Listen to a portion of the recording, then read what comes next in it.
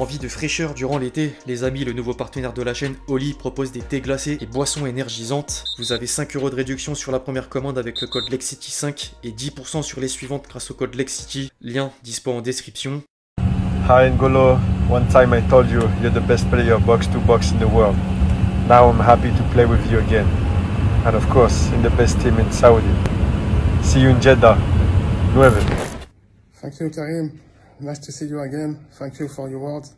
I'm very pleased to play with you, with the best player in the world, and I'm very excited to play with the Tigers in front of the fans at Al Jawara. Take care and see you soon. L'équipe, j'espère que vous allez bien. Aujourd'hui, j'ai pas besoin de faire un dessin. Le titre et la miniature ont déjà donné la couleur. L'arrivée de Ronaldo à Al Nassr sonnait le début d'un nouvel arc au sein de notre sport. Certains joueurs de renom en Europe acceptent des contrats XXL et la Saudi Pro League tend à se développer dans l'objectif de faire partie des 5 meilleurs championnats du monde.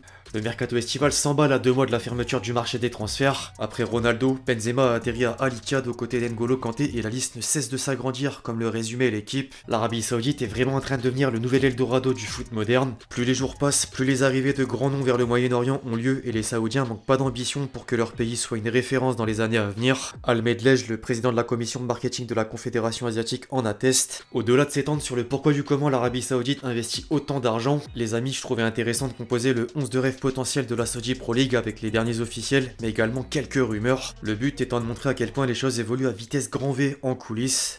Bref, vous pouvez également jouer jeu dans les commentaires et au passage lâcher votre meilleur j'aime sous la vidéo. J'ai nul besoin de rappeler que c'est le meilleur moyen de soutenir la chaîne. Un gros merci à tous ceux qui le font une fois de plus.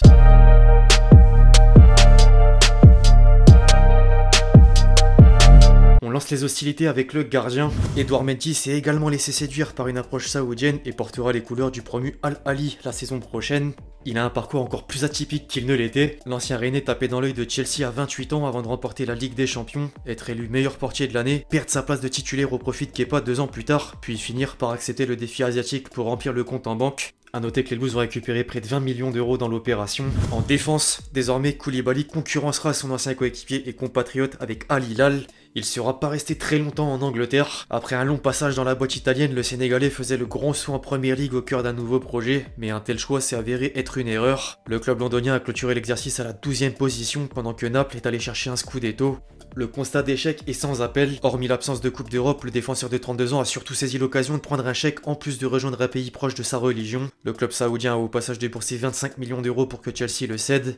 Alors la Saudi Pro League voit la venue de nombreux joueurs pour hausser le niveau. Pour autant, certains éléments du championnat présents depuis quelques années ont réussi à sortir du lot, à l'image d'Ahmed Ghazi. Il faisait partie des 23 pharaons sélectionnés pour la Coupe du Monde 2018. L'Égyptien est encore performant parce que son nom apparaît dans l'équipe type de la saison 2022-2023 aux côtés d'autres partenaires qui ont contribué au titre. Après 3 éléments confirmés, c'est l'heure de placer un transfert potentiel. Un certain Sergio Ramos complète la charnière à 3 devant Edouard Mendy car il y a des chances que l'ancien parisien fasse le pas à son tour. Il vient de voir la porte de sa destination favorite se refermer. Plusieurs sources annonçaient récemment un éventuel retour de l'Espagnol à Séville, sauf que l'opération est juste impossible. Selon Marca, le vainqueur de la Ligue Europa fait face à une dette de 90 millions d'euros et considère l'intégralité de l'effectif comme transférable. Le départ de Monkey en serait d'ailleurs la cause. En parallèle, Sergio Ramos a une offre de contrat XXL sur la table. À en croire Mundo Deportivo, Al Ahly lui propose un salaire de 20 millions d'euros par an, une aubaine à un tel âge pour une dernière escale. À faire, à suivre. Au milieu de terrain, ensuite, les 2 places devant la défense sont occupées par N'Golo Kanté et Ruben Neves. L'un a coûté cher en termes de salaire, l'autre vis-à-vis du prix de transfert. Le Français s'est engagé libre avec Al Ittihad pour empocher un salaire de 100 millions d'euros par an, tandis que le Portugais a permis à Wolverhampton de récupérer pas moins de 55 millions d'euros malgré une dernière année sous contrat. Au rayon des milieux centraux, il y a également d'autres choix possibles. Fofana et Brozovic sont sur le point de débarquer à Al Nassr. Captain Sekou a malheureusement décidé de quitter mon lance malgré la qualification directe en Ligue des Champions. L'Ivoirien s'apprête à signer un contrat avec un salaire 10 fois supérieur et le montant du transfert serait aux alentours des 25 millions d'euros. D'un autre côté, le Barça aurait perdu la bataille pour le Croate qui a obtenu gain de cause. Le dernier finaliste du tournoi étoilé touchera au total 100 millions d'euros sur 3 ans pendant que l'Inter va percevoir 23 millions d'euros dans la transaction. Concernant les latéraux, à présent, rien n'est acté pour l'heure. Le couloir gauche est néanmoins réservé à Jota, non pas Diogo, mais celui du Celtic qui a marqué 15 buts et délivré 12 passes décisives, toutes compétitions confondues la saison dernière. Il serait pas contre s'écarter du circuit européen à 24 ans. 24 ans, bordel. Fabrizio Romano stipule que le champion d'Arabie Saoudite a entamé des discussions avec le club écossais pour l'ancien joueur de Benfica. J'en ai vu beaucoup des gens expliquer à juste titre que les départs vers le championnat saoudien concernaient uniquement des joueurs en pré-retraite, à l'image de Seferin par exemple. Or, l'argument est de moins en moins valable puisque Ruben Neves a 26 ans, Jota 24 ans, et d'autres joueurs auront sans doute envie de suivre leurs traces. Al-Medlej tenait d'ailleurs à balayer le discours du président de l'UEFA avec un tacle envers la Ligue des Champions. Je cite, « La Ligue des Champions est le joyau de la couronne de tous les championnats européens et ce tournoi repose sur deux éléments, les clubs, qui sont des entités géantes, et les joueurs. Le départ des grandes stars européennes sera un coup dur et le tournoi perdra beaucoup de sa valeur. » Il a également mentionné des noms dans les tuyaux. Messi est le meilleur footballeur du moment et sa signature aurait une grande valeur, mais nous n'allons pas le compenser par un remplaçant. Nous espérons que Bernardo Silva de Manchester City arrivera. Nous devrions également commencer à travailler sur la signature de Mohamed Salah qui joue d'une grande popularité dans le monde arabe et en Europe. En parlant de Mo Salah, justement, je le positionne à l'opposé sur le flanc droit. Il a encore reçu aucune offre, mais elle devrait pas tarder. Quelques sources indiquent qu'Al Nassr et Al Hilal portent un intérêt pour l'attaquant emblématique de Liverpool.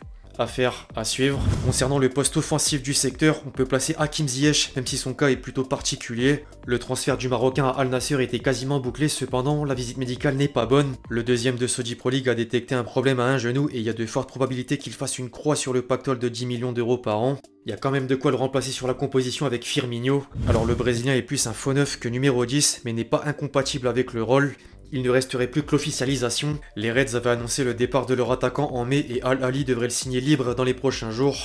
Enfin, quant aux deux buteurs, pas de surprise. Ronaldo et Benzema font la paire pour rappeler une époque au Real Madrid. Quel plaisir de les voir au même endroit bien qu'ils seront adversaires et non coéquipiers. Le quintuple Ballon d'Or avait initié les prémices du nouvel Eldorado dans le foot moderne avec la signature d'un contrat record avant que le Nueve ne l'imite.